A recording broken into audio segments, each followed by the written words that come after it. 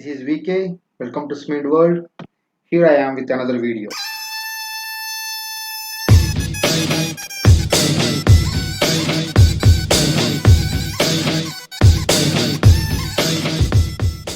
Here I am gonna tell about how to do repair cracked ball mill shell. Equipment name ball mill, component name head, type of problem crack, problem due to the shell is 40 years old and due to hitting liners and rapid force.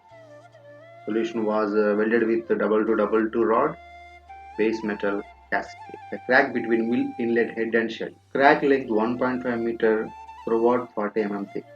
This crack was earlier repaired in 2016. Presently, the crack is the same area, which is also the area of the original weld shell to mill head joint.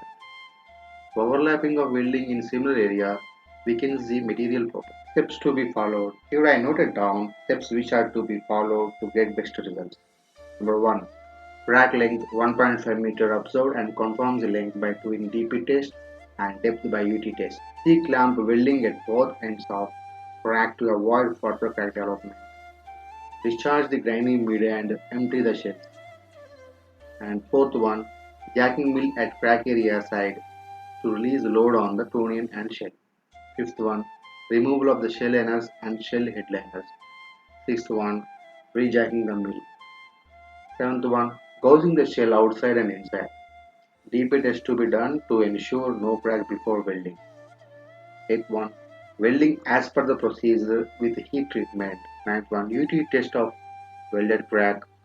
10. Releasing the supporters of mill for rotation and other jobs. Here you are seeing with checking length and depth with ultrasonic test. Once we found that crack on shell with our naked eye, we need to confirm with ultrasonic test that exact length and depth of the crack. With the ultrasonic test, once we figured out, then clamp wheel can take place. C-clamp welding at both ends of the crack to avoid a further crack development. The C-type plate need to be used at both ends of crack as a ribs to avoid further crack development. Jacking mill at crack area side to release loads on tonian and shell. Hydraulic jacks 300 tons capacity, we use 2 numbers. Affected crack area shell and headliners removed and clean the area with the steel wire buffing wheel.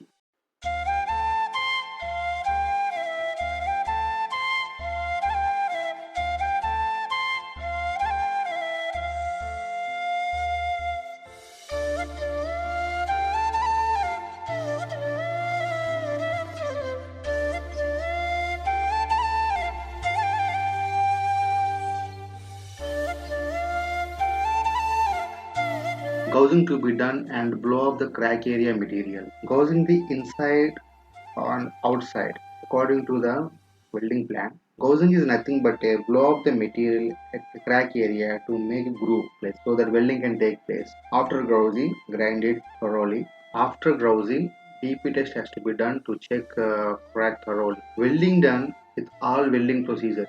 Here, this is the main part in the entire work. Since it's very lengthy, means almost 1600 mm, made it into two parts, 800 mm and 800 mm. Then downhand position made the gouging with the length of 800 mm up to 30 mm depth and groove width of 40 mm and grinding also made to removal of weld metals. Here you are seeing that a sample picture of double groove welding joint. In this picture you can see how to be groove shape and degree of surface space. Outside the mill head preheated the job up to 130 degrees centigrade. Pre-dry the electrodes at 200 degrees centigrade for at least 2 hours before you clean the weldable area completely from all contaminants like oil, grease, rust, paint, etc. For welding heavier sections, preheat the parent metal to 200 degrees centigrade and above. Pre-bake the length of 800 mm at 250 degrees centigrade for 1 hour. Root run with